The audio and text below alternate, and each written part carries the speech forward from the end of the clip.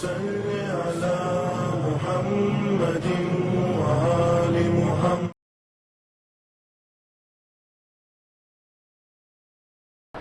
السلام علیکم ورحمۃ اللہ وبرکاتہ. بسم اللہ الرحمن الرحیم.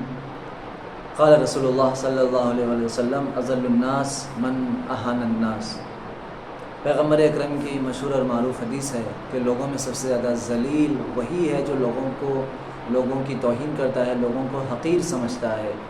اور لوگوں کو حقارت بھری نظروں سے دیکھتا ہے، نیچا سمجھتا ہے، اپنے سے کمتر سمجھتا ہے. وہی انسان سب سے زیادہ ذلیل ہے. عزیزو، میں نے کیوں اس حدیث کو آج آپ کے سامنے پیش کیا؟ اس کی وجہ یہ جانتے ہیں کہ ہمارا عنوان گفتگو شادی شدہ زندگی، ہیپی میرڈ لائف، کہ کیسے ہم اپنی ازدواجی زندگی کو خوشحال زندگی بنا سکتے ہیں. اور خوشحال زندگی کا مطلب کیا ہے، پہلے یہ بھی ہمارے لیے کلیئر ہونا چاہیے کہ جو ریلیشن ہے میاں بیوی کا، جو ریلیشن ہے زن و شوہر کا، اس ریلیشن کو کیسے ہم خوشحال ریلیشن اور سکون والا ریلیشن بنا سکتے ہیں. کیونکہ اللہ نے اسی رشتے کو اپنی آیت میں، اپنی قرآن میں سکون کا ذریعہ قرار دیا ہے. اسی رشتے میں اللہ نے اپنی مودت اور رحمت کو نازل فرمایا ہے اور اپنی نشانیوں میں سے قرار دیا ہے. اسی عنوان سے ہم لوگوں کی گفتگو ہوئی اور کئی ایپیسوڈ میں ہم لوگوں نے اس بات کو سمجھنے کی کوشش کی ہے. ماہ رمضان میں چونکہ سبھی عبادتیں اور قرآن اور تفسیر قرآن کی طرف زیادہ سب کی توجہ رہتی ہے، تو اس وجہ سے ہم نے بریک کر دیا تھا اس گفتگو کو، اس ٹاپک کو. انشاءاللہ وہی سلسلہ پھر سے کنٹینیو کرنے کا ارادہ ہے. دیکھیے، ایک چیز ہے وہ ہے کنٹمپٹ، یعنی حقیر سمجھنا. اگر میاں بیوی کے درمیان، چاہے وہ شوہر ہو چاہے وہ بیوی ہو، دونوں میں سے کوئی ایک اپنے آپ کو، دونوں میں سے کوئی ایک سامنے والے کو، چاہے وہ بیوی شوہر کو ہو چاہے وہ شوہر بیوی کو ہو، حقیر سمجھتا ہو، اپنے سے کمتر سمجھتا ہو، کم عقل سمجھتا ہو، نادان سمجھتا ہو، یا کسی بھی معاملے میں، فزیکلی معاملے میں، یعنی مال و دولت کے اعتبار سے ہو، چاہے فزیکل چاہے رنگ کے اعتبار سے ہو، اسے بار بار حقیر سمجھتا ہو، اسے بار بار کچھ ایسے جملے استعمال کرتا ہو کہ جس سے سامنے والا اپنے آپ کو کمتر سمجھے، یہ گناہ ہے عزیزو، یہ گناہ ہے. علماء بار بار اس حدیث کی روشنی میں، اس بار علماء اخلاق ہمارے پاس اس بات کی تاکید کرتے ہیں کہ خدا نخواستہ شوہر یا بیوی کچھ ایسے الفاظ استعمال کریں، کچھ ایسے جملے استعمال کریں کہ سامنے والا جو اس کا اسپاؤس ہے، جو اس کا شریک سفر ہے، اگر وہ اپنے آپ کو حقیر سمجھنے لگے، اپنے آپ کو کمتر سمجھنے لگے، یہ بڑا گناہ ہے. کیونکہ پیغمبر اکرم نے ارشاد فرمایا کہ سب سے ذلیل انسان وہ ہے کہ جو لوگوں کی توہین کرتا ہو، جو لوگوں کو حقیر سمجھتا ہو. یہ بڑا مسئلہ ہے ہمارے پاس کہ جہاں میاں بیوی کے رشتے میں یہ مسائل زیادہ تر دکھنے میں آتے ہیں، پیش آتے ہیں کہ اگر بیوی نے جہیز کم لایا ہے یا کم لے کر آئی ہے تو زندگی بھر اسے یہ طعنہ دیا جاتا ہے کہ تم تو جہیز کم لائی ہو. جبکہ جہیز ایک الگ مسئلہ ہے، مانگنا، مطالبہ کرنا وہ الگ بات ہے. میں جہیز کے مسئلے میں بات نہیں کرنا چاہ رہا ہوں. یا اگر شوہر کسی مسئلے میں کم ہے یا وہ گھر کا صحیح طریقے سے دھیان نہیں رکھ پا رہا ہے، خیال نہیں رکھ پا رہا ہے، فائنینشلی طور پر اگر خیال نہیں رکھ پاتا ہے، پورے ضرورتوں کو پورا نہ کرتا ہو، تو وہاں پر بیوی اور زوجہ کی طرف سے یہ طعنہ سننے کو ملتا ہے، طعنہ دیا جاتا ہے کہ تم تو ناکارے ہو، اگر تمہیں جب تم پال ہی نہیں سکتے تھے، جب تم دیکھ نہیں سکتے تھے تو پھر تم نے شادی کیوں کی. تو ایسے الفاظ کا استعمال کرنا کہ سامنے والا اپنے آپ کو کمتر سمجھے، حقیر سمجھے، سب سے بڑا گناہ ہے. لہٰذا پیغمبر اکرم نے ارشاد فرمایا اذل الناس من اہان الناس. لوگوں میں سب سے زیادہ ذلیل وہ ہے جو لوگوں سامنے والے کو توہین کرتا ہو. یہ تو عام انسانوں کی بات چل رہی ہے. پیغمبر اکرم نے نہ یہاں پر مسلمان کہا ہے، نہ مومن کہا ہے، نہ زوجہ اور شوہر کا لفظ استعمال کیا، بلکہ عام انسان بھی اگر کسی ایک عام انسان کی توہین کر رہا ہے وہ ذلیل ہے. اب اگر یہاں پر کوئی مومن دوسرے مومن کو اگر ذلیل کر رہا ہو، اللہ اکبر، اس کا گناہ تو پیغمبر اکرم کی حدیث ہے جو امام رضا سے یہاں پر بیان کی گئی ہے کہ ارشاد فرماتے ہیں کہ من استظل مؤمنا او حقرہ، جو بھی کسی مومن کو ذلیل کرتا ہو، حقیر سمجھتا ہو، کنٹمپٹ کرتا ہو یا حقیر حقارت کی نظروں سے دیکھتا ہو، چاہے اس کے مال و دولت کی وجہ سے ہو، چاہے اس کی غربت کی وجہ سے ہو، چاہے کسی بھی عنوان سے اگر سامنے والے کی توہین کرتا ہو، اللہ اسے جہنم کا مزہ چکھاتا ہے، اسے جہنم کے عذاب کا مزہ چکھاتا ہے. لہٰذا ہمارے پاس یہ طریقہ کار نہیں ہے اہل بیت کے پاس کہ سامنے والے کو ہم تحقیر کریں، سامنے والے کی توہین کریں۔ ریلیشن دیکھیے، ہیپی ریلیشن میں یہ بہت ضروری ہے کہ ہم کسی عیب کو پوائنٹ آؤٹ نہ کریں، کیونکہ اگر ہم بار بار اسی عیب کی طرف دکھائیں گے، لہٰذا سائیکولوجی کے اعتبار سے یہ لوگ کہتے ہیں کہ اگر آپ گلاب کو بھی روزانہ 10 دن تک کنٹینیو کہیں گے کہ تم بدصورت ہے تو 11ویں دن سے وہ پھول بھی مرجھانا شروع کر دیتا ہے اور اس کی وہ خوبصورتی چلی جاتی ہے۔ تو اگر ہم چاہے وہ شوہر اپنی بیوی کو، چاہے وہ بیوی اپنے شوہر کو، بار بار کسی ایک عیب کو لے کر، کسی ایک کمی کو لے کر اسی کو پوائنٹ آؤٹ کرتا ہے بار بار کہ تمہارے اندر سلیقہ نہیں ہے، تم کو یہ کام نہیں آتا ہے، تم کو پکانا صحیح نہیں آتا ہے، تمہارے اندر سلیقہ نہیں ہے، تمہارے اندر ڈھنگ نہیں ہے، یہ بار بار اسی چیز کی طرف پوائنٹ آؤٹ کرتا ہے، تو اس کے اندر وہ ساری صلاحیتیں دھیرے دھیرے ختم ہوتی چلی جاتی ہیں۔ لہٰذا بہتر ہے کہ ہم اپنے اسپاؤس کو، اپنے شریک زندگی کو، اس کا اکرام کریں، اس کی تکریم کریں، اس کے عزت بخشیں، اسے عزت دیں، اس کا احترام کریں۔ اگر اس کے اس کے برے کام کو یا اس کے اندر چھپے ہوئے عیب کو بھی اگر ہم اچھے انداز سے پیش کریں گے تو ہو سکتا ہے کہ چند دنوں کے اندر وہ اس کا عیب، وہ اس کا نقص دور ہو جائے گا، وہ اس کا عیب ختم ہو جائے گا۔ لہٰذا عزیزو، آپ ریلیشن میں کنٹم جو ہے ریلیشن میں، یہ بہت خطرناک ہے، یہ بہت رشتے کو ختم کر دیتا ہے، ریلیشن کو خراب کر دیتا ہے، کہ جہاں دونوں میں سے کوئی کسی ایک معاملے میں آ کر اس کو حقیر سمجھنے لگے۔ اور عام طور سے کیا ہوتا ہے کہ شوہر حضرات کہتے ہیں مجھے تو معلوم تھا، مجھے تو پتا تھا ایسا ہوگا، تم ایسا کرو گی، مجھے تو معلوم تھا، یعنی یہ آپ کی نگیٹیوٹی بتائی جا رہی ہے، آپ اپنی زبان کے ذریعے سے آپ بتا رہے ہیں کہ آپ اچھا سوچ ہی نہیں سکتے ہیں، آپ اچھا سوچ ہی نہیں سکتے ہیں۔ یہ آپ نے جو پہلے سے کر دیا کہ اگر بیوی سے اگر کوئی کام برا ہو گیا تو آپ کہہ دیتے ہیں کہ مجھے تو معلوم تھا کہ تم سے ایسے ہی ہوگا، یعنی آپ اپنی نگیٹیوٹی بتا رہے ہیں۔ اگر آپ پازیٹیو ہو کر اگر آپ اچھا سوچتے تو آپ کی بیوی کے ہاتھ سے اچھا ہی ہوتا۔ آپ یہ کہہ رہے ہیں کہ مجھے تو معلوم تھا کہ ایسا ہی ہوگا، تو یہ آپ اپنی سوچ بتا رہے ہیں کہ آپ نے پہلے سے ہی برا سوچ کر رکھا ہے۔ آپ اچھا سوچئے تاکہ آپ کی زوجہ کے ہاتھ سے آپ کی زوجہ کے کام اچھے ہوتے چلے جائیں، کیونکہ جب آپ اچھا سوچیں گے تو اس کا اثر بھی اچھا ہی ہوگا، برا سوچیں گے تو ظاہر سی بات ہے اس کا برا ہوگا۔ لہٰذا یہ رشتے میں بہت ضروری ہے، خصوصاً میں مرد حضرات کے لیے کہہ رہا ہوں کہ اگر اپنے رشتے کو بہتر طریقے سے نبھانا چاہتے ہیں تو یہ بار بار کسی ایک عیب کی طرف، ایک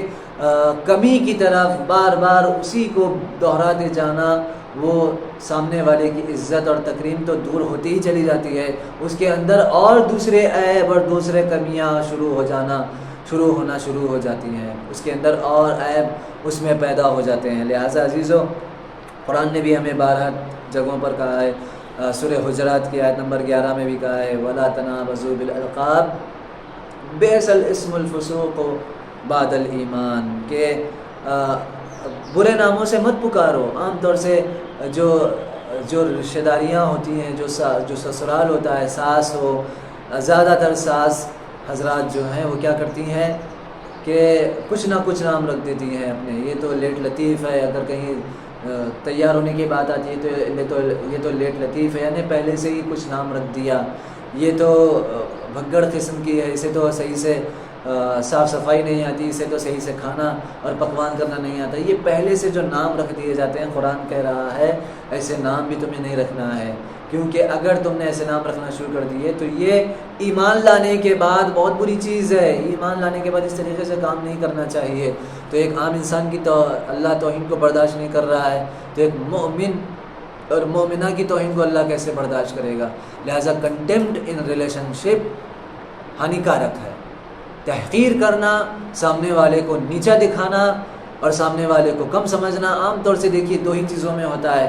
یا شوہر بیوی کے لیے پکوان کے معاملے میں، گھر گھرستی کے معاملے میں، گھر کے ماحول میں کہتا ہے کہ تمہیں تو کچھ آتا نہیں ہے، تم کہاں رہتی ہو، یا پھر بیویاں عام طور سے شوہر کے فائنینشلی طور سے طعنہ دیتی ہیں کہ تم کچھ نہیں کرتے ہو، تم نے کبھی کچھ نہیں کیا، تو کبھی تم نے ہماری ضرورتوں کو پورا نہیں کیا۔ میں نے اس سے پہلے کے ایپیسوڈ میں بیان کیا ہے کہ اگر کوئی خاتون اپنے شوہر کی شکایت کرتی ہے، گلہ کرتی ہے کہ میں نے آج تک تم سے کوئی نیک کام نہیں دیکھا، میں نے تم سے کوئی بھلائی نہیں دیکھی، تو اللہ فرماتا ہے، پیغمبر اکرم نے ارشاد فرمایا کہ اللہ اس کے تمام نیک کاموں کو برباد کر دیتا ہے۔ تو یہ ایک دوسرے میں عیب تلاش کرنا، ایک دوسرے کو حقیر سمجھنا، ایک دوسرے کو گرانا اور گرا کر پیش کرنا، اسپیشلی لوگوں کے درمیان، اسپیشلی جب لوگ موجود ہوں، جب دوسرے رشتہ دار موجود ہوں، اس میں تو اور زیادہ گناہ ہے، کیونکہ آپ اپنے اللہ نے جس کو آپ کے لیے حلال قرار دیا ہے، اللہ نے جن دو فرد، چاہے وہ شوہر بیوی کے لیے، چاہے وہ بیوی شوہر کے لیے ہو، یہ رشتے کی وجہ سے اللہ نے جنہیں آپ کے لیے حلال قرار دیا ہے، جائز قرار دیا ہے، محرم قرار دیا ہے، اس کی آپ توہین کر رہے ہیں، اس کو آپ نیچا دکھا رہے ہیں، تو پھر وہ کس سے اپنی عزت کی طلب اور امید رکھے گی، یا پھر سامنے والا کس سے عزت کی خواہش رکھے گا؟ کیوں؟ کیونکہ گھر میں تو عام طور سے عزت نہیں ہوتی ہے، لیکن عزت کی اگر امید شوہر کو ہوتی ہے تو بیوی سے ہوتی ہے، بیوی کو شوہر سے عزت کی امید ہوتی ہے۔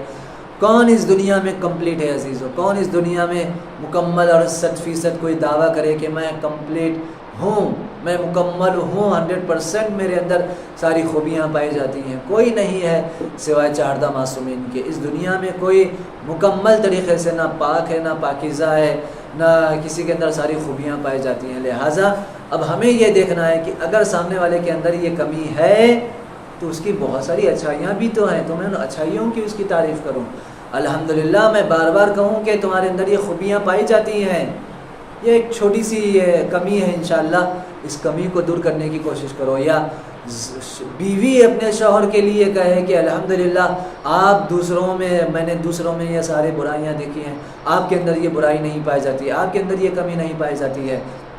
اگر ہم یہ کرنا شروع کر دیں گے، یقین جانیے وہ عیب دھیرے دھیرے ختم ہونا شروع ہو جائیں گے۔ ہم ایک دوسرے کی عزت کرنا سیکھیں، اسپیشلی آپ، میں نے اس سے پہلے بھی عرض کیا ہے، آپ اپنے روم میں کسی طریقے سے بھی رہتے ہوں، آپ کو کوئی پوچھنے والا نہیں ہے، آپ عزت دے رہے ہیں، آپ احترام کر رہے ہیں، آپ ذلیل کر رہے ہیں، وہ آپ کا معاملہ ہے، آپ کی بیوی کا معاملہ ہے اور خدا کا معاملہ ہے۔